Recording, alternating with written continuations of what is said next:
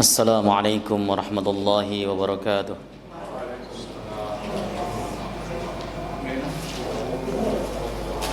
Innal hamdalillah nahmaduhu wa nasta'inuhu wa nastaghfiruh wa na'udzu billahi min sururi anfusina wa min sayyiati a'malina. May yahdihillahu fala mudilla lahu wa may yudlil fala hadiya lahu. Asyhadu an la ilaha illallah wahdahu la syarika lah wa asyhadu anna Muhammadan 'abduhu wa rasuluh. Allahumma salli wa sallim wa barik ala hadzal nabiyil karim nabiyina Muhammadin sallallahu alaihi wasallam wa ala alihi wa sahbihi wa man tabi'ahu ila yaumiddin. Amma ba'du fa ya ibadallah, usikum nafsi wa iyaya bi taqwallah wa ta'atihi la'allakum tuflihun.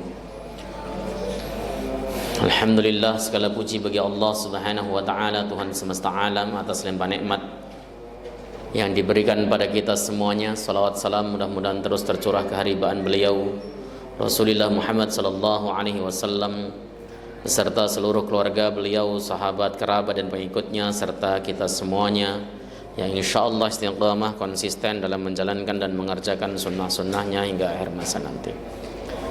Jamaah yang dimuliakan oleh Allah Subhanahu wa taala, kembali kita akan mengkaji kitab Taisiril Alam Syarah Umdatil Ahkam,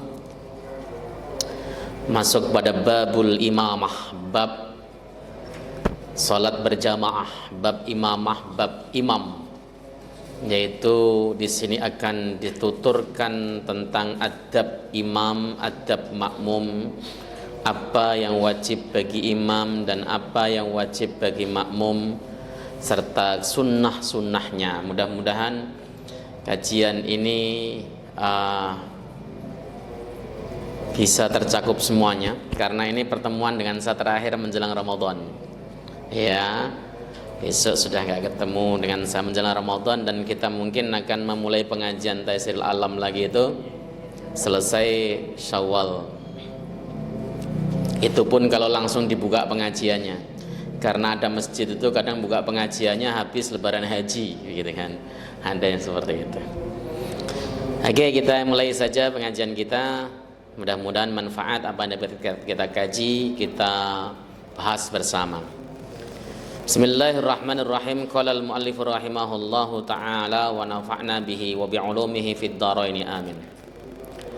Al-hadisus tsani was sab'un, hadis yang nomor 72. Tidak terasa kita ngajinya sudah sampai hadis 72.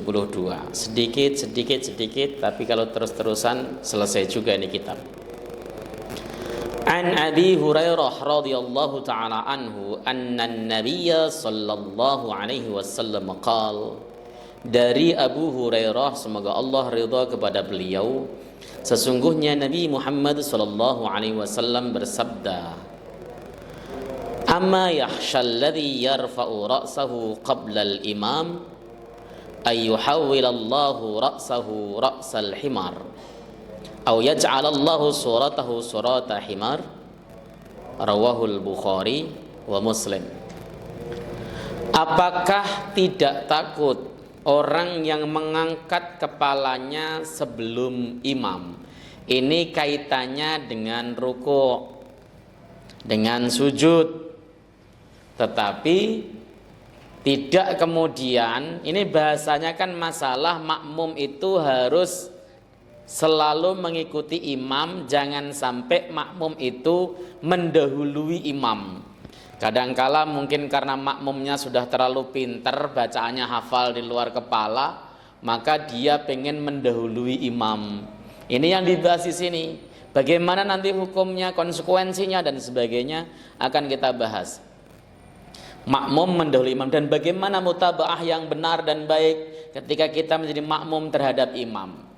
Ada kalanya imam itu dikejar-kejar sama makmum rasanya. Kenapa kita baru Allahu Akbar, makmum sudah langsung mengkurap aja begitu kan. Ini yang kemudian menjadikan imam kadang-kadang bingung. Ini harus gimana caranya? Lalu ada yang nyiasati, dia gerak dulu baru aba-aba. Seperti itu.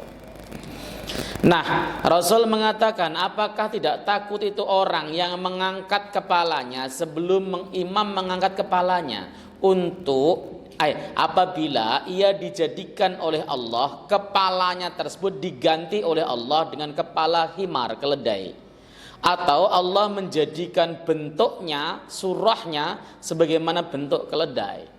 Ini ancaman yang luar biasa. Apa enggak takut kalau ini seandainya orang yang mengangkat kepala duluan pada saat ruku atau sujud sebelum imam mengangkat kepalanya, nanti diganti kepalanya oleh Allah dengan kepala himar.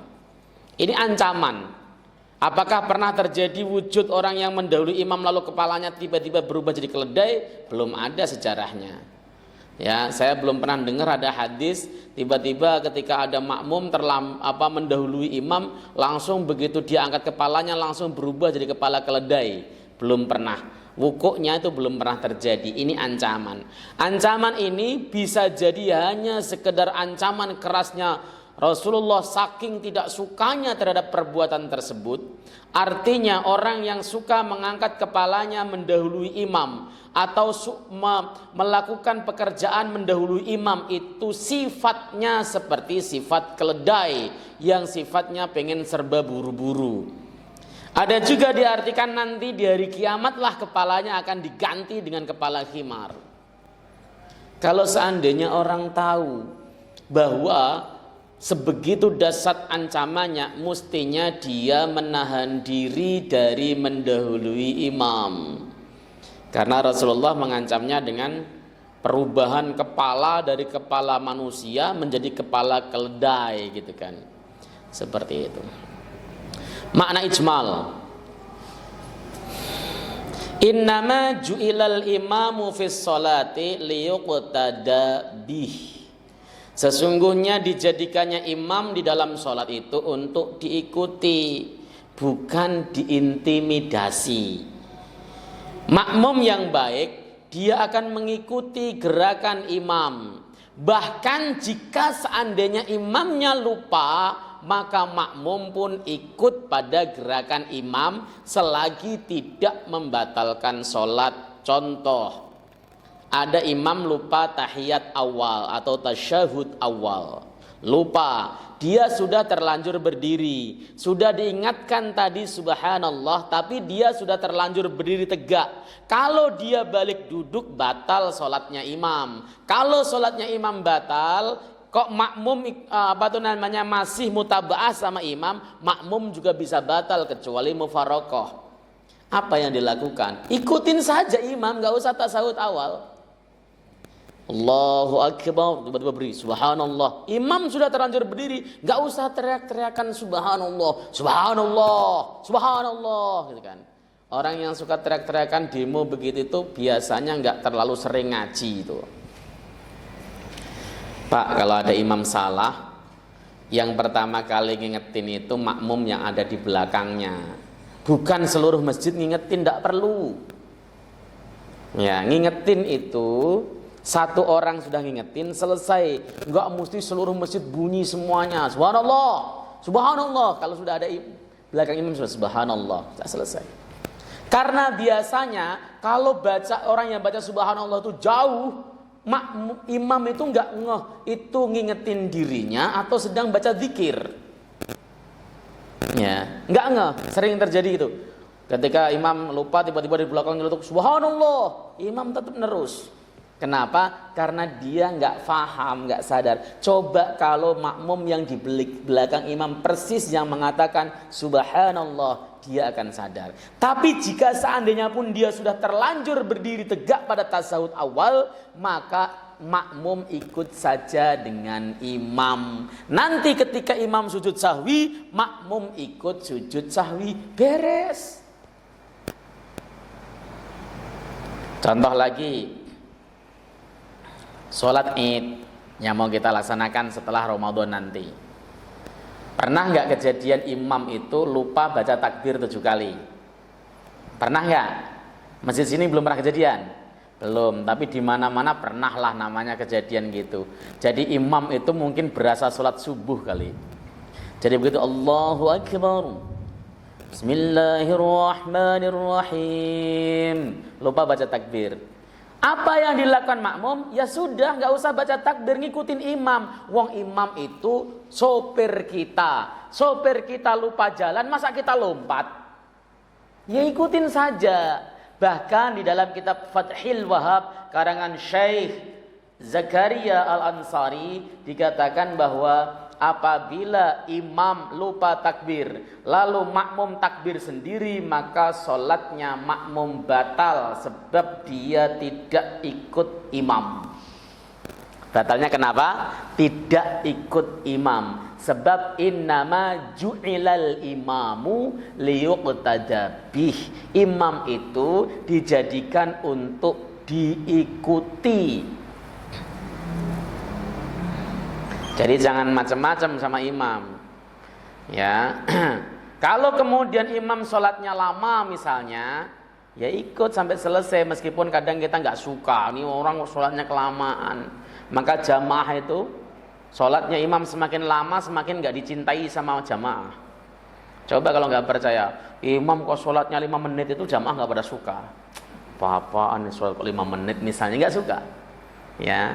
Sebuah masjid itu ada yang menerapkan sholat tarawih membaca 1 juz setiap malam, kayak Masjidil Haram, niru Masjidil Haram. Itu besoknya jamaah yang walk out, yang nggak ikut sholat tarawih banyak sekali.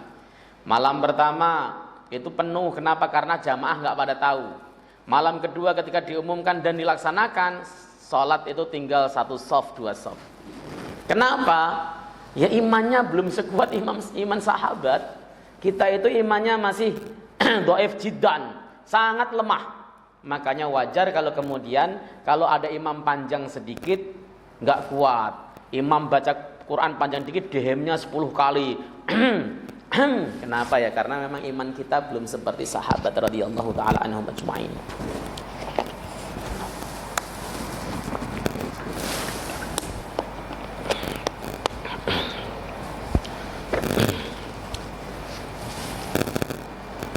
Wa yu'tama bihi bihaitsu taqa'u tanaqqulatul ma'mum ba'da tanaqqulatihi. Wa bihadza tatahaqqaqu al-mutaba'ah. Dan imam itu ya untuk memimpin makmum di dalam sholat, yaitu sekiranya perpindahan makmum itu terjadi setelah perpindahan imam. Makmum imam ruku, imam sudah kelihatan ruku sempurna, makmum baru ngikutin. Imam iktidal sudah berdiri sempurna, makmum baru ngikutin. Itu yang disebut dengan mutaba'ah. Bukan imam mau ruku, Allahu Akbar, baru gerak makmum sudah gerak. Itu bukan mutaba'ah. Itu namanya ngejar imam. Ini yang tidak boleh dilakukan. Faida sabaqahul ma'mum fatat al-maqasidul matlubatu minal imamah. Lidha jahadal wa'id asyadidu ala man yarfa'u ra'sahu qabla imamih. Tatkala seorang makmum mendahului imamnya, maka hilanglah tujuan yang maksud dalam jamaah, dalam imamah. Oleh sebab itulah muncul larangan yang dahsyat dari Nabi atas orang yang mengangkat kepalanya sebelum imamnya, yaitu dijadikan kepalanya seperti kepala khimar atau dijadikan bentuknya seperti bentuk khimar. Masya Allah. Ini ancaman yang luar biasa sebenarnya Pak. Karena apa? Karena Rasulullah ketika memberikan ancaman ukubah yang dahsyat itu berarti dalalahnya haram. Kalau suatu larangan yang tidak disertai ancaman itu tidak memiliki dalalah haram. Tapi kalau suatu larangan ada ancaman dahsyat, maka itu dalalahnya adalah haram. Ikhtilaful ulama fis sabaq. Perbedaan ulama di dalam mendahuluinya makmum atas imam. Ittafaqal ulama'u ala tahrimi musabaqatil ma'mumi lil imam li hadzal wa'idi as-sadid. Ulama sepakat atas haramnya si makmum mendahului imam berdasarkan larangan yang luar biasa ini. Sepakat ulama hukumnya makmum mendahului imam itu haram. Imam belum sujud, belum nempel jidatnya, makmum sudah sujud duluan, haram. Imam sudah baru sujud, belum mengangkat kepalanya dari sujudnya, kok makmum sudah mengangkat duluan, haram. Walakin ikhtalafu fi butlani salatihi, tetapi para ulama berbeda pendapat dalam atau terkait batal solatnya atau tidak. Apakah orang yang mendahului imam tersebut itu batal atau tidak? Itu ulama berbeda pendapat. Fal jumhuru ala annaha la tabtul. Menurut pendapat jumhur, sesungguhnya solatnya tidak batal. Jumhur di sini mayoritas ulama, termasuk al-Imam Asy-Syafi'i, mengatakan bahwa solat si makmum tidak batal. Ini pendapat mayoritas. Qala al-Imam Ahmad fi risalatihi. Imam Ahmad berkata dalam risalahnya, laisa liman sabaqal imam salatun. Orang yang mendahului imam, makmum yang mendahului imam itu solatnya enggak sah menurut Imam Ahmad. Solatnya ndak ada, solatnya nggak sah, solatnya nggak direken. Artinya apa? Menurut pendapat Imam Ahmad, siapapun makmum yang dia gerakannya mendahului imam, maka solatnya tidak sah. Ini keras ini termasuk. Dan ini harus disosialisasikan kepada jamaah, ya. Dan kita harus menjadi virus yang baik untuk memberikan influencer kepada jamaah lain yang nggak ngaji, supaya mereka ketika imam baru takbir misalnya untuk intikal, jangan buru pindah Allahu Akbar baru dia gerak, Sami Allahu liman hamidah baru dia gerak, jangan baru Allahu Akbar gerak juga. Itu namanya dia membarengi imam atau mendahului imam, konsekuensinya. Bukan kok mutabaah kepada imam. Washabul imam yaqulun, murid-murid Imam Ahmad berpendapat, man sabaqa imamahu biruknin karuku'in aw sujudin fa'alaihi ay yarji'a liya'tiya bihi ba'dal imam.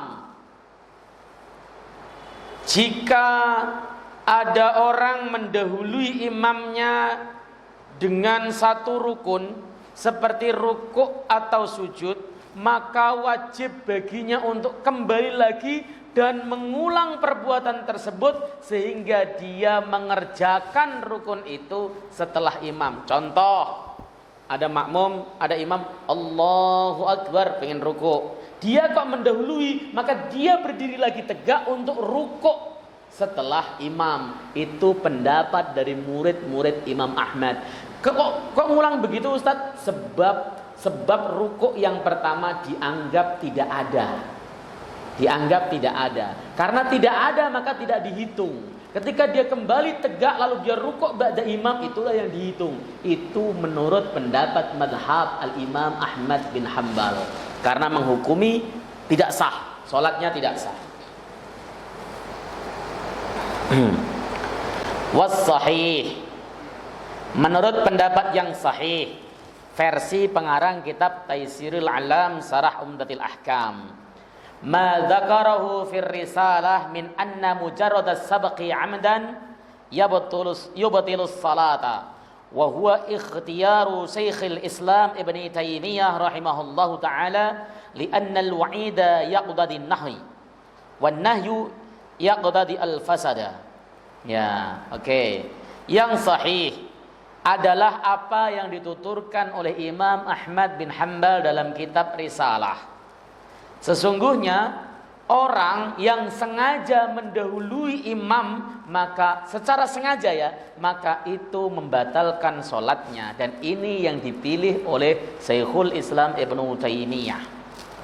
Karena sesungguhnya kaidahnya larangan, ancaman itu implikasinya adalah larangan, dan larangan itu implikasinya adalah rusaknya ibadah. Itu pendapat minoritas, tapi dirajihkan oleh pengarang kitab Umdatul Ahkam. Tapi pendapat jumhur mengatakan haram tapi tidak batal. Haram kenapa? Karena hadisnya menjelaskan keharamannya. Tidak batal kenapa? Karena tidak disuruh, dalam hadis ini tidak disuruh oleh Rasulullah sallallahu alaihi wasallam untuk mengulangi sholatnya. Makanya tadi yang saya jelaskan bahwa ketika kita ini contoh nih, kita jadi makmum muafiq, imam takbir Allahu Akbar, kita baru Allahu Akbar.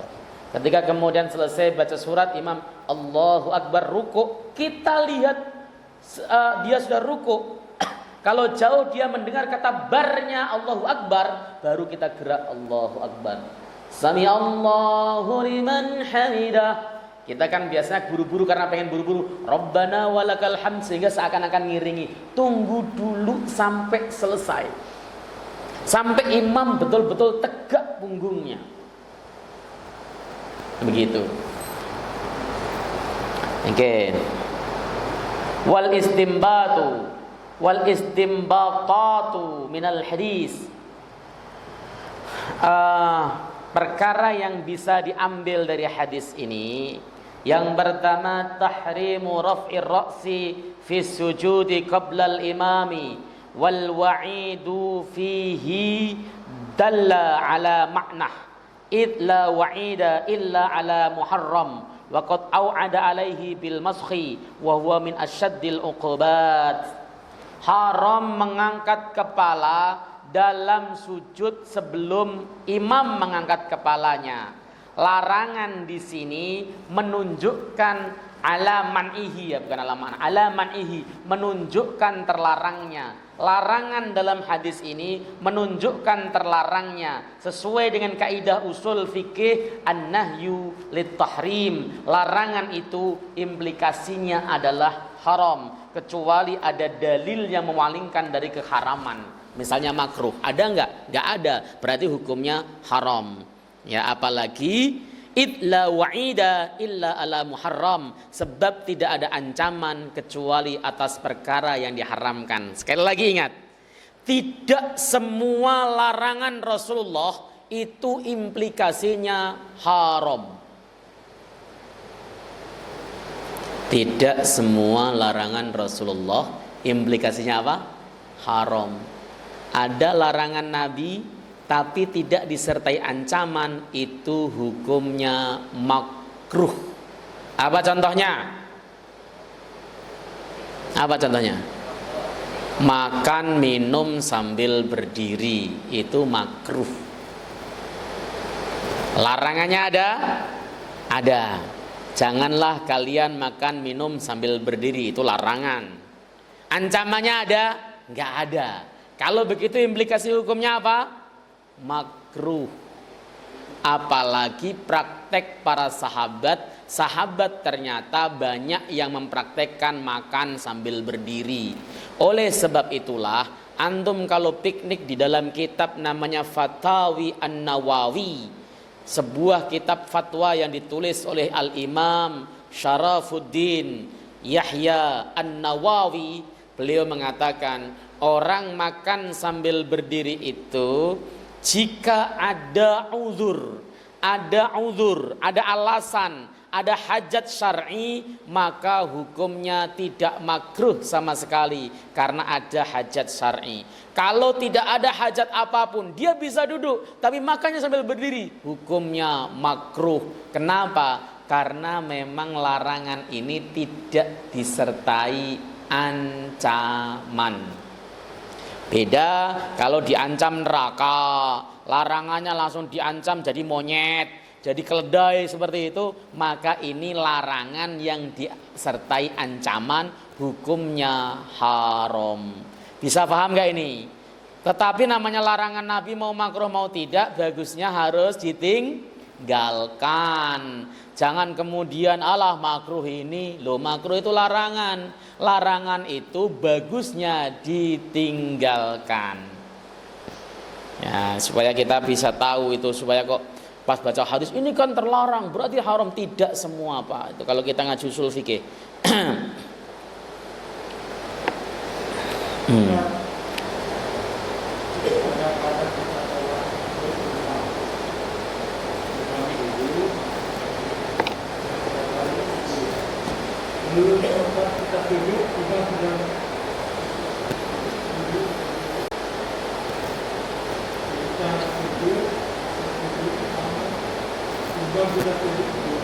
Oke, baik. Ya. Jadi ada makmum yang terlambat dari gerakan imam gitu ya. Terlambatnya itu faktornya banyak sebenarnya kalau diterangkan dalam kitab-kitab fikih. Keterlambatan makmum dari gerakan imam itu faktornya banyak. Faktor pertama karena cepatnya bacaan imam.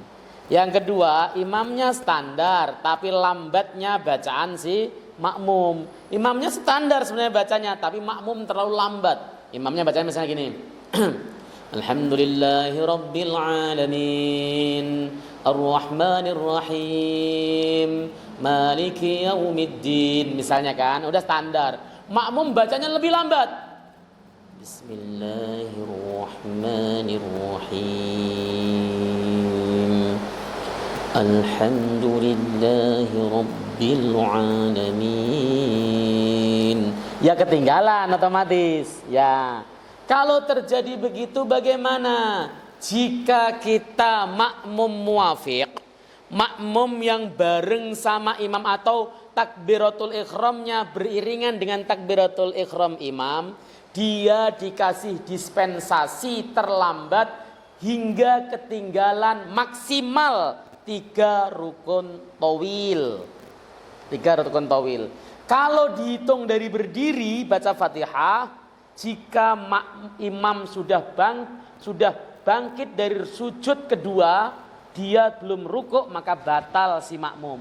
Tapi kalau ketinggalannya, imam sudah i'tidal kita belum rukuk, itu masih sah, masih dianggap berjamaah. Ya, imam rukuk kita belum rukuk, imam i'tidal kita baru rukuk, sah sholatnya masih. Karena dianggap ini masih mutabaah. Imam sudah sujud kita masih i'tidal, masih rukuk ya. Imam sudah sujud, kita masih rukuk, baru mau berangkat i'tidal, itu masih sah jamaahnya dan masih sah sholatnya. Begitu Pak Haji kira-kira. Oke, saya rasa cukup pertanyaannya ya Pak Haji ya. Tidak apa-apa, kalau cuman ketinggalan 1 rukun 2 rukun tidak masalah. Oke.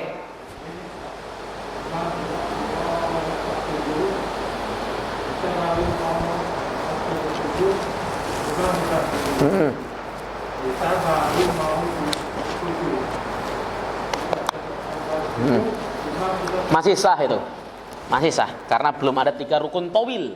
Rukun tawil itu rukun panjang. Oke, baik, saya lanjutkan. Ya, yulhaqu bidzalika musabaqatul imam fi kulli tanaqqulatis salati wa laysa hadha min babil qiyas wahdah fa ziyadatun 'ala al-qiyas as-sahih akhraja al-Bazzaru min hadits Abi Hurairah radhiyallahu ta'ala anhu marfu'an ya alladhi yahfadhu wa yarfa'u qabla al-imam innama nasiyatuhu biyadis syaitan. Nah, diilhakkan, diserupakan. Ini kalau di atas hadis tadi kan kasusnya rukuk atau sujud. Mengangkat kepala itu posisinya kalau enggak rukuk ya sujud. Tapi bukan hanya kasus rukuk dan sujud, tapi semua pergerakan imam. Makmum tidak boleh mendahului imam. Totalitas harus ikut. Kalau tidak, maka implikasinya satu haram. Yang kedua, menurut pendapat madhabnya Imam Ahmad bin Hanbal, sholatnya batal. Kalau dia sengaja, kecuali nggak sengaja. Contoh nggak sengaja bagaimana Pak Ustadz? Masjidnya luas, jamaahnya membludak. Tiba-tiba ada makmum takbir kenceng, Allahu Akbar, dikirain takbirnya imam. Lalu dia bangkit, loh kok belum pada bangkit? Akhirnya dia rukuk kembali. Betul itu, rukuk kembali. Pernah kejadian loh Pak, di sebuah masjid. Makanya imam makmum itu kalau takbir jangan kenceng-kenceng. Imam takbir dulu, takbiratul ihram, Allahu Akbar. Kebetulan suaranya kecil, mic imamnya mati, nggak denger dong suara Fatihahnya, suara Qur'annya. Ada makmum masbuk, tiba-tiba baca takbirnya kenceng, Allahu Akbar. Yang belakang rukuk semuanya, ya kan? Begitu rukuk ternyata belum, Wah, gimana nih? Apa yang dilakukan? Berdiri lagi karena tadi tidak sengaja, nggak ada hukum. Atau biasanya masjidnya ini luas, jamaahnya banyak, ya. Bacaan imamnya terlalu lirih, nggak ada mubalaghah. Kalau di Mekah kan ada mubalaghahnya. Allahu Akbar, Allahu Akbar. Samiallahu liman hamdah. Rabbana walakal hamd. Kan begitu kalau di Mekah. Pasti kedengeran dong kecuali telinganya bermasalah. Nah, di Indonesia kan nggak ada. Kita kadang-kadang ketika sholat Jumat misalnya kasusnya ini banyak yang di lapangan dan sebagainya, nggak tahu misalnya pergerakan imam di sini, tahu dari suaranya ini kok sujudnya lama banget, tiba-tiba dia angkat kepalanya. Begitu dia noleh, loh kok teman-teman belum? Dia rukuk, dia sujud kembali. Betul, memang harus begitu. Kenapa? Dia tidak sengaja. Kalau nggak sengaja nggak ada hukum, Pak. Jangan galak-galak. Orang emang juga nggak sengaja. Ya, yang dihukumi itu kalau dia sengaja melanggar. Kalau nggak sengaja nggak apa-apa. Nah, jadi makmum itu totalitas harus mutabaah, ngikut saja sama imam. Di dalam riwayat Imam Bazzar disebutkan orang yang menurunkan dan yang turun dan berdiri sebelum imam, sesungguhnya ubun-ubunnya itu dipegang oleh syaitan laknatullah alaih. Yang ketiga, wujubu mutabaatil makmum lil imami fi shalat. Ini sudah saya jelaskan tadi. Wajibnya seorang makmum itu mengikuti imam di dalam salat, jelas. Ya. Kemudian apa namanya?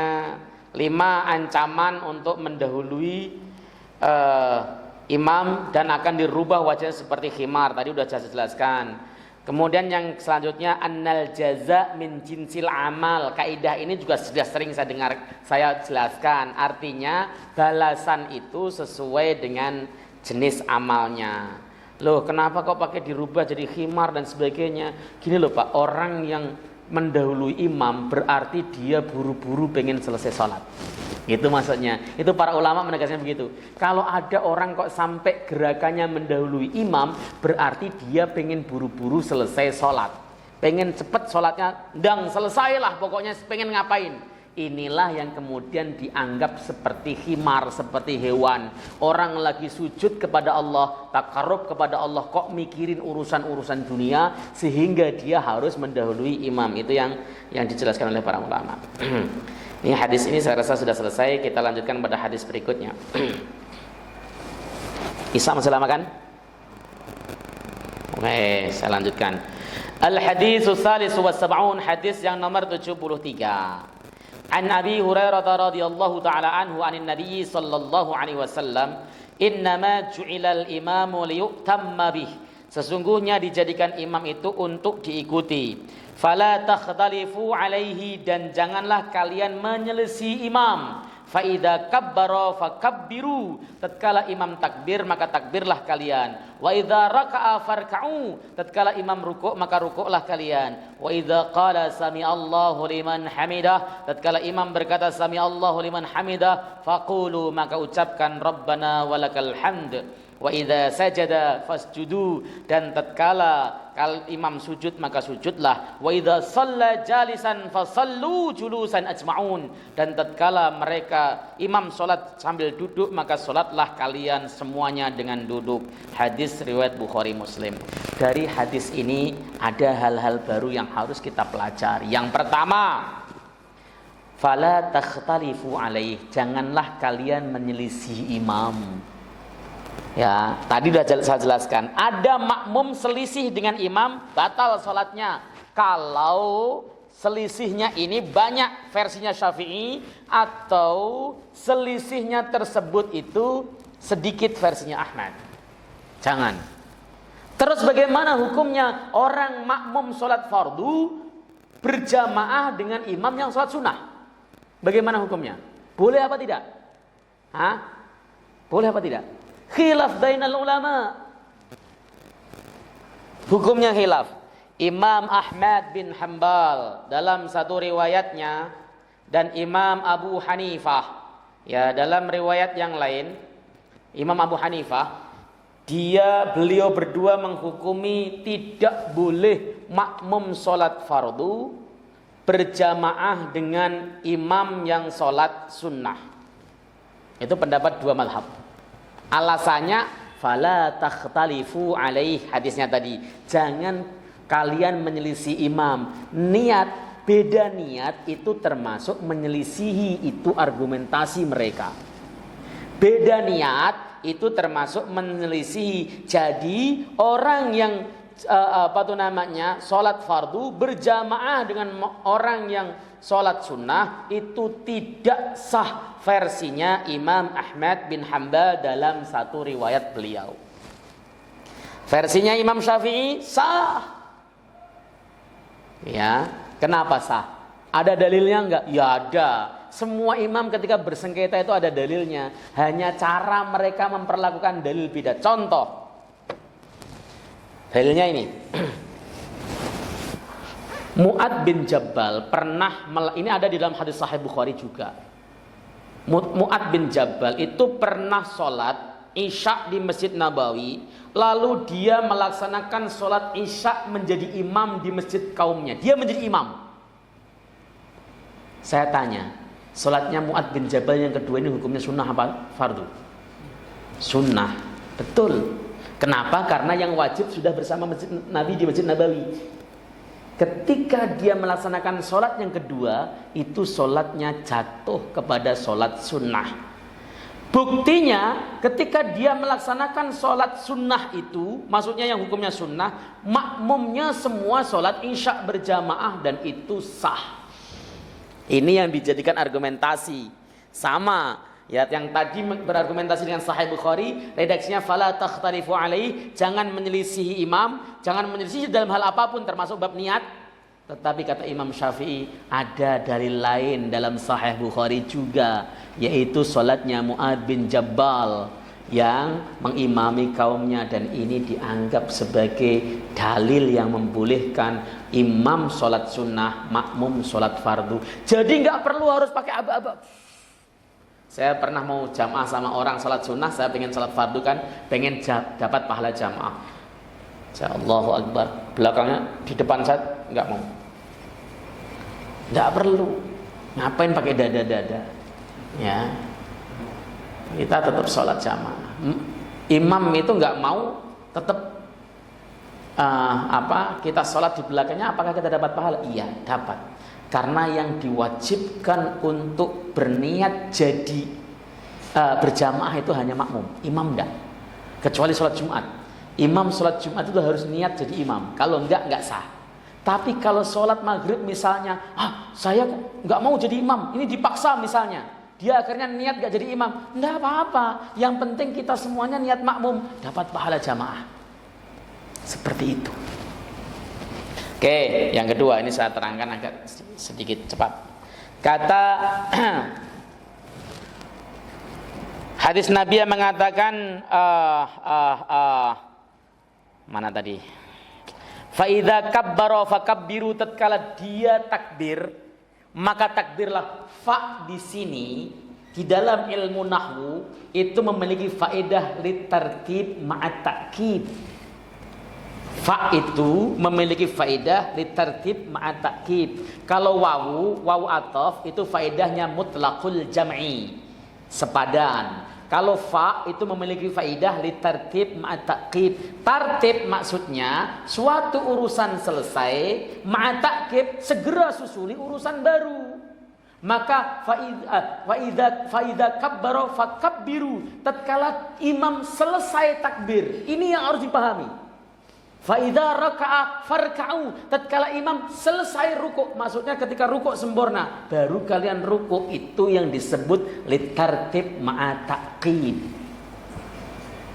Ini harus bisa loh Pak yang kayak gini nih. Nabi menggunakan litartib ma'a ta'qid itu tujuannya supaya Anda ketika mendengar Sami Allahu liman hamidah atau membaca Allahu Akbar, kita baru Allahu Akbar. Sami Allahu liman hamidah, kita baru bangkit. Jangan baru udah bangkit, baru Allah kita udah turun. Itu yang salah. Dia tidak memahami sabda Nabi SAW dengan baik dan benar. Wa idza qala sami Allahu liman hamidah faqulu rabbana lakal hamdu. Tatkala imam membaca sami Allahu liman hamidah, ucapkan rabbana lakal hamdu. Ini yang dipegang oleh Imam Ahmad bin Hanbal. Di Saudi Arabia semuanya, karena dia madhabnya Imam Ahmad bin Hanbal, maka ketika imam sami Allahu liman hamidah rabbana walakal hamd, karena hadis ini dipakai zahir oleh mereka madhab Imam Ahmad bin Hanbal. Madhab Syafi'i tidak. Madhab Syafi'i itu ketika sami Allahu liman hamidah tetap baca sami Allahu liman hamidah makmumnya rabbana walakal hamdu. Loh, madhab Syafi'i menyelisih sunnah? Enggak, menggabungkan sunnah. Loh, kok bisa? Kata di dalam kitab Masya Allah, Asnal Matalib, ya, karangan Syekhul Islam Zakaria Al-Ansari. Itu dikatakan begini. Madhab Syafi'i itu menggabungkan dua riwayat. Yang pertama, sallu kama ra'aitumuni usalli, salatlah kalian sebagaimana melihat aku salat. Maka ketika Rasulullah baca sami Allahu liman hamidah, tiru, sebab dalil sallu kama ra'aitumuni usalli. Rasulullah baca sami Allahu liman hamidah, tiru sami Allahu liman hamidah. Loh, lah itu Nabi kenapa mengajarkan faqulu rabbana walakal hamd? Sebab ucapan rabbana walakal hamd ini sirri, tidak dibaca Nabi dengan tegas, tidak dibaca Nabi dengan keras. Makanya Nabi mengajarkan bacaannya rabbana walakal hamd. Itu yang digabungkan oleh dalam mazhab Syafi'i. Dua-duanya boleh lupa dipakai. Dua-duanya mengamalkan hadis, tapi kalau kemudian yang dipakai Muhammadiyah ya yang ini rabbana walakal hamdu. Hanya Muhammadiyah memilih bacaan iktidalnya dengan rabbana walakal hamdu hamdan katsiran thayyiban mubarakan fi. Kalau saya boleh mengkritisi bacaan rabbana walakal hamdu hamdan katsiran thayyiban mubarakan fi, itu bukan bacaan yang dicontohkan Nabi sallallahu alaihi wasallam. Bukan bacaan yang dibaca oleh Nabi sallallahu alaihi wasallam. Itu dibaca oleh seorang sahabat saat Nabi iktidal, dan kata Nabi, malaikat berebut untuk mencatat amalmu. Kalau saya pribadi, saya lebih menyukai bacaan Nabi, sebab bacaan yang dipilih Nabi tentu bacaan yang paling baik yang ada di dunia ini selain kitabullah Al-Quran Al-Karim. Itu yang ini kalau kesannya yang. Tapi kalau apakah hadisnya sahih? Sahih, ada di dalam Sahih Bukhari. Itu namanya hadis apa? Takriri. Hadis perbuatan sahabat tapi dilegitimasi oleh Nabi. Itu namanya takriri. Hadis fi'li dan qauli itu lebih kuat dibanding dengan hadis takriri. Itu kalau dirasa hadis loh kita loh. Ya biasalah orang Muhammadiyah ya enggak setuju dikit-dikit dengan putusan biasa. Bahkan saya itu ketika membaca tarjih itu saya mendapati beberapa hadis dalam tarjih itu bermasalah. Sanadnya ada yang dhaif, ada yang bahkan dhaif jiddan, sangat dhaif itu ada. Ya biasa, namanya manusia, tidak ada satupun kitab yang benar selain Al-Quranul Karim, kata Imam Syafi'i.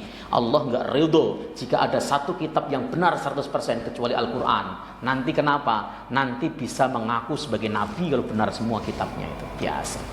Jadi enggak usah kemudian merasa, waduh inferior katanya. Yes. Tidak ada kitab yang sempurna selain Al-Quran. Nah, kita kembalinya begitu lagi. Biasa. Ini kalau saya boleh memilih loh ya. Saya lebih suka rabbana walakal hamd, begitu aja. Tapi kalau kemudian tambah hamdan katsiran thayyiban mubarakan fih, boleh, tapi itu bacaan iktidal yang dibaca oleh seorang sahabat, diapresiasi oleh Nabi, dan dikatakan bahwa malaikat berebut untuk itu. Tapi saya pribadi lebih menyukai apa yang dibaca Nabi sallallahu alaihi wasallam di dalam salat. Itu saja sih sebenarnya. Saya enggak ngajak-ngajak kok. Wa idza sajada fasjudu, tatkala kalian sujud maka sujudlah kalian. Wa idza shalla jalisan fasallu julusan ajma'un. Ini juga berbeda pendapat para ulama. Tatkala kamu dapati imam duduk salatnya, salatlah kalian semua duduk meskipun pada kuat berdiri. Setuju enggak? Setuju enggak Bapak-bapak? Setuju? Setuju? Ada enggak? Ya. Setuju apa enggak? Harus setuju Ustaz. Ini kan hadis Sahih Bukhari.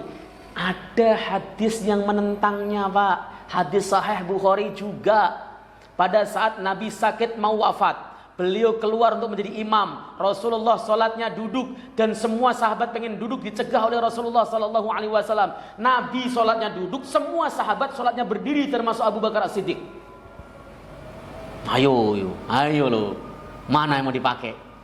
Sama-sama sahih, sama-sama dipraktikkan Nabi dan para sahabat. Mana yang dipakai? Lah gimana pakai dua-duanya? Makanya ada dua pendapat. Imam Syafi'i mengatakan hadis yang ini, hadis yang ketika imam sholat duduk maka sholatlah kalian semua duduk, itu sudah diganti oleh sholatnya Nabi di akhir hayat. Karena sholat yang di akhir hayat inilah yang menggantikan karena paling belakangan. Nabi tidak menyuruh duduk mengindikasikan bahwa sholatnya sah, dan memang seperti itu karena bagi yang kuat. Imam Ahmad bin Hambal, Imam Ahmad kan enggak, jangan dinasih mansuh dulu, bisa digabungkan kok, kata Imam Ahmad. Cara gabungin gimana? Kalau imamnya itu asalnya sholat dari awal sudah duduk, maka pakai hadis ini, duduk semuanya. Ada imam rawatib sakit asam urat misalnya. Makanya sebenarnya imam rawatib selagi masih bisa bernafas itu memang sudah jadi imam. Jangan mundur-mundur imam rawatib kok mundur-munduran. Nanti sholat isya ini imam rawatibnya sudah jadi imam. Ya, karena suara saya habis. Ya. Jadi imam rawatib, waduh nggak kuat nih, duduk akhirnya. Semua jamaah duduk semuanya, kata Imam Ahmad. Tapi kalau asalnya dia kuat berdiri, lalu di tengah sholat nggak kuat, lalu kemudian dia duduk, maka semua jamaah tetap berdiri. Ini pendapatnya Imam Ahmad bin Hambal. Ya silahkan pilih di antara dua ini. Tapi menurut saya kalau kita mau memberlakukan pendapatnya Imam Ahmad bin Hambal, berarti kita juga harus memahami kondisi imam. Imam betul-betul nggak kuat, ya sudah kita ikuti. Kalau imamnya berdiri kuat, ya kita ikuti berdiri. Kalau kemudian dia posisinya di tengah sholat lalu nggak kuat berdiri, kita tetap berdiri meskipun imamnya duduk. Tapi kalau pendapatnya Imam Syafi'i, makmum tetap wajib berdiri selagi dia kuat meskipun imamnya duduk, karena itu dipraktikkan Nabi menjelang wafat beliau. Wallahu taala alam bisawab. Ada muskil pertanyaan, silahkan. Ayo Pak.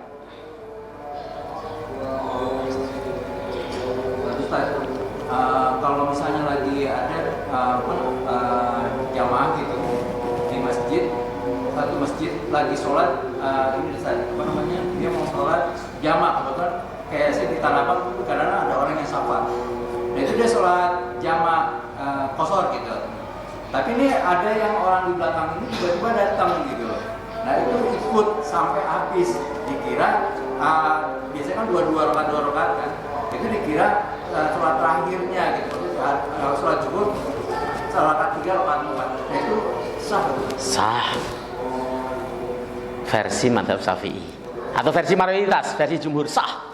Kenapa sah? Karena gerakannya sama. Kita itu sholat fardu kita, sholat wajib kita itu tidak boleh jamaah hanya kepada dua sholat, sholat jenazah sama sholat gerhana, tidak boleh. Ada orang sholat jenazah ke ente sholat fardu dhuhri, orang yang NU begitu, orang yang Muhammadiyah Allahu Akbar, langsung sholat fardu, tidak sah. Kenapa? Sholat jenazah nggak ada rukuk sujudnya. Oke? Kalau kemudian ada seorang ngikut sholat gerhana bagaimana? Nggak sah juga. Sholat gerhana rukuknya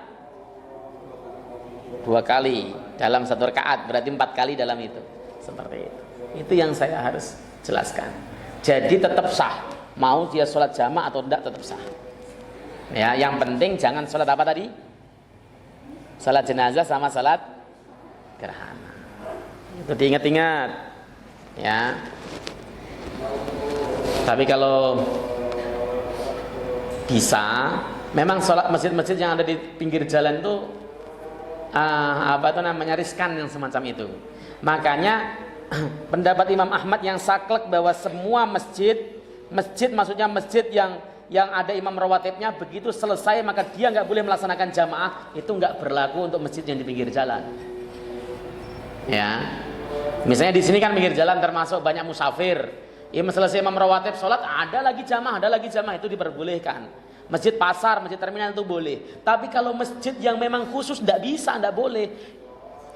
Abdullah bin Mas'ud radhiyallahu taala anhuma itu pernah datang ke Masjid Nabawi. Rasulullah selesai sholat jamaah, beliau pulang untuk melaksanakan sholat jamaah bersama keluarganya. Gitu, itu yang dikemukakan oleh Imam Ahmad. Kalau Imam Syafi'i boleh masjid manapun boleh, yang penting dia masih ada imamnya dan makmumnya boleh. Itu yang lebih fleksibel seperti itu. Ada lagi? Yang bertanya, monggo. Cukup? Ayo silakan Pak Nen, silakan sini depan. Lama nggak ketemu kita. Nggak kedengaran saya. Maju ke depan.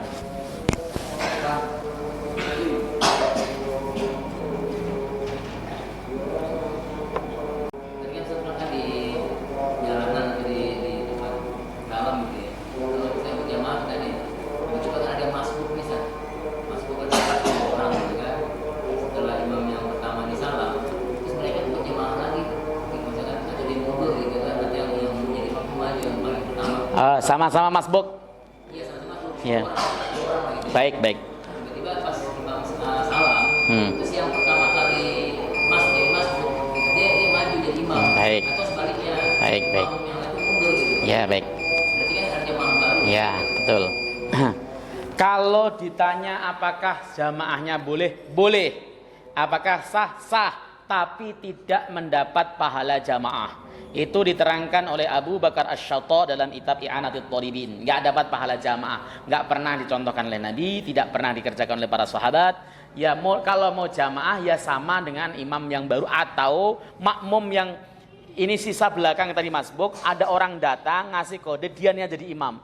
Tapi kalau sama-sama masbuk asalnya orang ini 10 ini berimam pada satu orang, setelah salam karena dia kurang satu rakaat semuanya, satu kemudian maju ke depan untuk jadi imam, itu secara fikih sholatnya sah, tetapi dia tidak mendapat fadilah jamaah. Ya lah ngapain kalau nggak dapat fadilah jamaah, kok repot-repot. Tapi dia jamaah yang pertama tadi dapat. Oh iya, dapat Pak, dapat.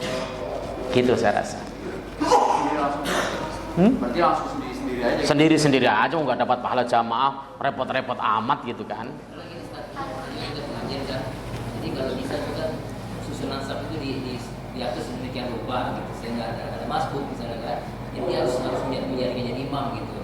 Jadi jemaah itu berkelanjutan. Oh iya, itu orang sini berjemaah di sana. Ya baik. Gitu. Ada yang jelasin gitu? Iya, ada juga. Oke, ya silahkan dijelasin begitu. Tapi referensi yang saya baca kuat. Ada di dalam kitab I'anatul Thalibin, syarah Hasyiah dari Fathul Mu'in yang mengatakan bahwa sholatnya sah, hanya tidak mendapat fadilah jamaah. Lah ngapain capek-capek nggak dapat fadilah jamaah? Ente merasa dapat pahala, ternyata nggak ditulis sama Allah Subhanahu Wa Taala. Kecewa nggak kira-kira? Ya mending kita sholat sendirian dikhusyuk-khusyukin, dilama-lamain sendirian mah bebas. Tambah bacaannya mau pelan, mau pas ruku itu bacanya sampai 11 kali, 12 kali, sujudnya sampai 40 kali, silahkan sendirian. Loh Ustadz, bukannya cuma 3 atau apa tuh namanya 1 misalnya. Enggak ada batasan. Ya, 3 itu adnal kamal. Minimal sempurna itu 3. Ya, kalau semakin banyak semakin bagus. Maka saya pilihan saya. Saya itu kalau bacaan sujud itu saya baca semuanya, riwayat yang ada.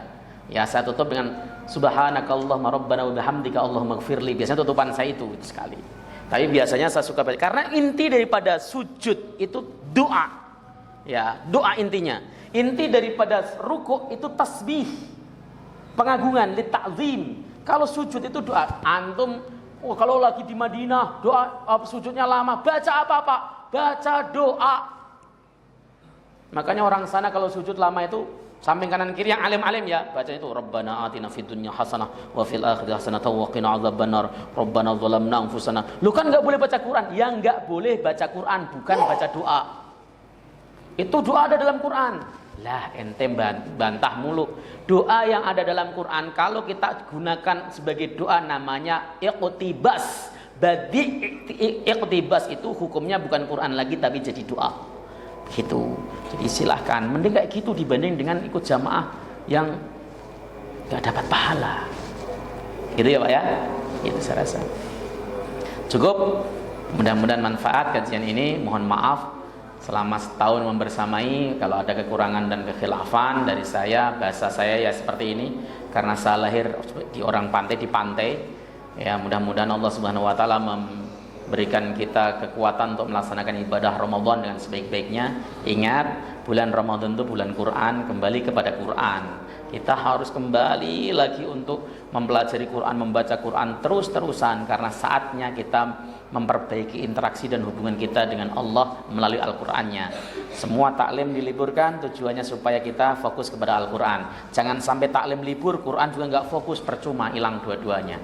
Mudah-mudahan apa yang dapat saya sampaikan ini menjadi tambahan ilmu bagi kita semuanya, ibadah kita tambah baik. Allah izinkan kita untuk ketemu lagi di setelah Ramadan dalam keadaan yang lebih baik, lebih saleh, lebih disayangi oleh Allah Subhanahu wa taala. Kita tutup dengan majelis. Subhanakallahumma bihamdika asyhadu an la ilaha illa anta astaghfiruka wa atubu ilaik. Assalamualaikum warahmatullahi wabarakatuh.